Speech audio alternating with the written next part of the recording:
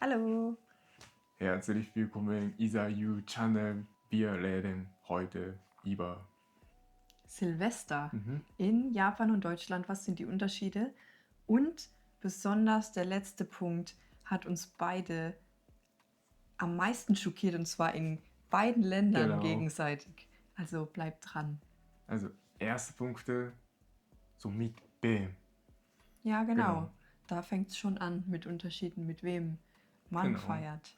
Also in Japan feiern wir zuerst mit Familie zu Hause und natürlich gibt es viele Silvesterparty. Aber meistens ungefähr aus meiner Erfahrung meistens 22 Uhr, 23 Uhr bleiben wir zu Hause.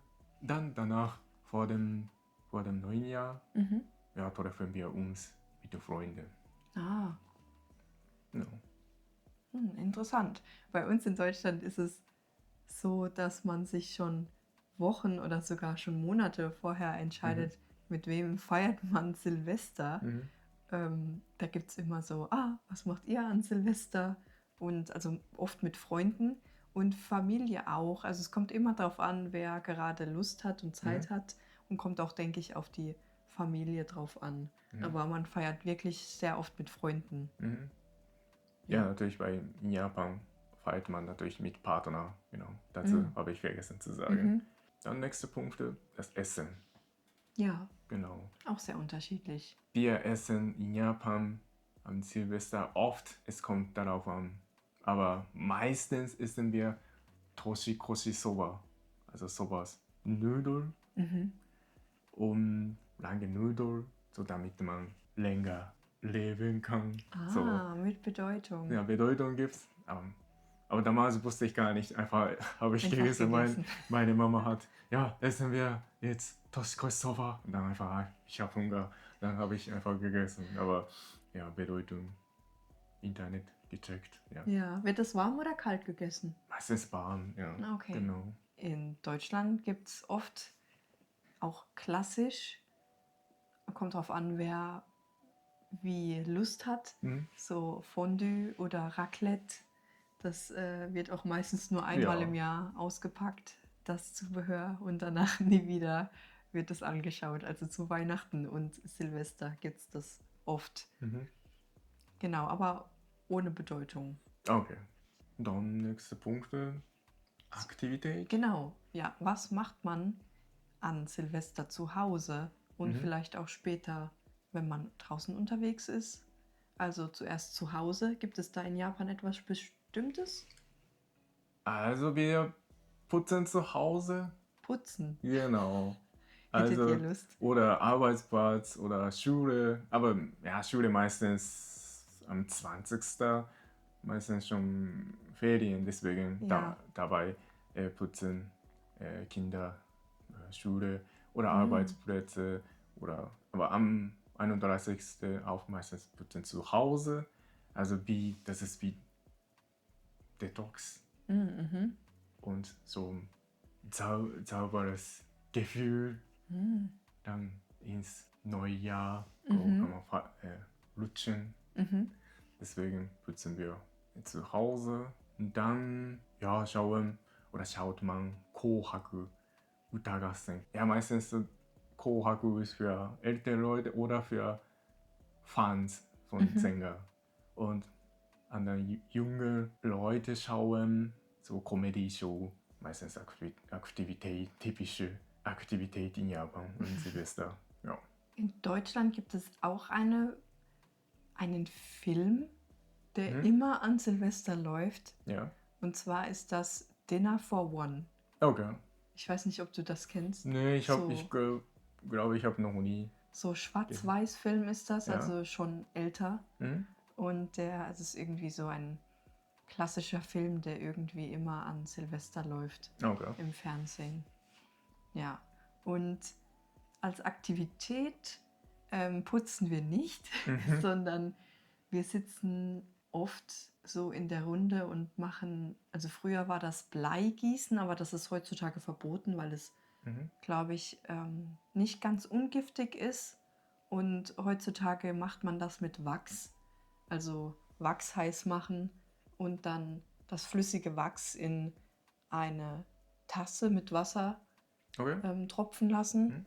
Und die Form, die dann daraus entsteht, kann man, entweder ist ein Zettel dabei oder im Internet kann man nachlesen, was für eine Bedeutung diese Form hat für wie eine Zukunftsvorhersage für das nächste Jahr. Okay. So, du wirst Glück haben oder nicht so viel Geld oder so. Okay. Ja.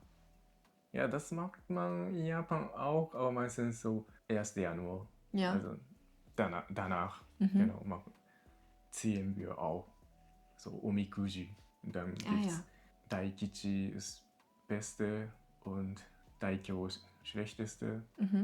Dann meistens glauben wir oder glaubt man nur positives Ergebnis. Ja. Ansonsten, ja. Und diese Zettel kann man am Schrein bekommen. Ja, genau. Ja. Und dann kommen wir schon zu unserem letzten Punkt. Okay, ja. Ja, was uns wirklich am meisten schockiert hat. Ja. Ja, bei uns oder bei mir auf jeden Fall Feuerwerk. Ja. Das war schockierend, also natürlich laut und also wirklich viele schießen Feuerwerk. Fand ich am Anfang fand ich sehr lustig und schockiert. Und dann, erstes Mal war in der alten Stadt war ich in Heidelberg.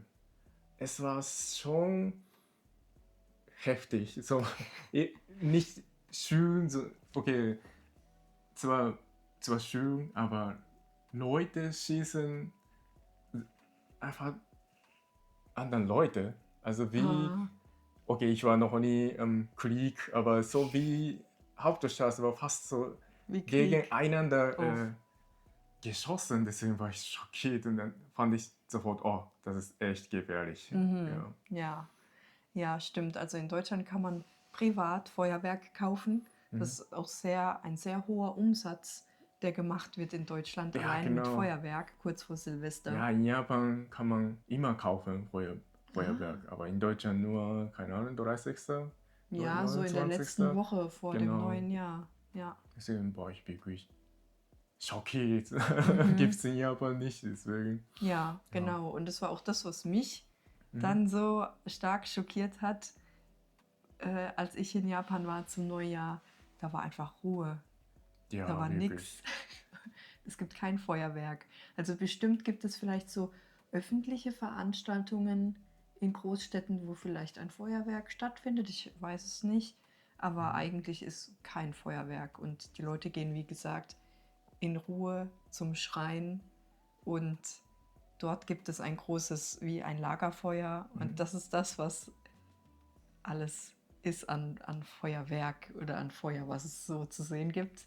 Und ja, genau, es war einfach so ruhig und keine lauten Leute auf der Straße. Niemand hat so laut gefeiert. Ja, also kein Feuerwerk. Ich weiß nicht, was ihr mehr mögen würdet, kein Feuerwerk oder doch Feuerwerk. Ja, genau, lieber ein bisschen laut Feuerwerk schießen oder ein bisschen, ihr braucht Ruhe. Ja. Genau. Also ihr könnt gerne kommentieren, so welchen Silvester ihr mögt. Ja. Also jetzt unser Ziel im 2026. Ja. Genau, wir haben dieses Jahr viel geschafft. Wir haben zum Beispiel, im Januar 2025 YouTube angefangen. Ja. Und dann dank euch haben wir jetzt mehr als 1000 Abonnenten haben wir geschafft. Das hätten wir nicht gedacht, dass wir das schon dieses Jahr schaffen. Ja, genau.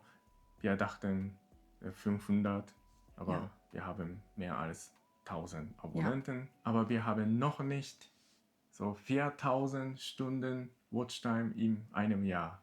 Ja, genau. Das ist unser nächstes Ziel. Genau, deswegen, wir verdienen noch nicht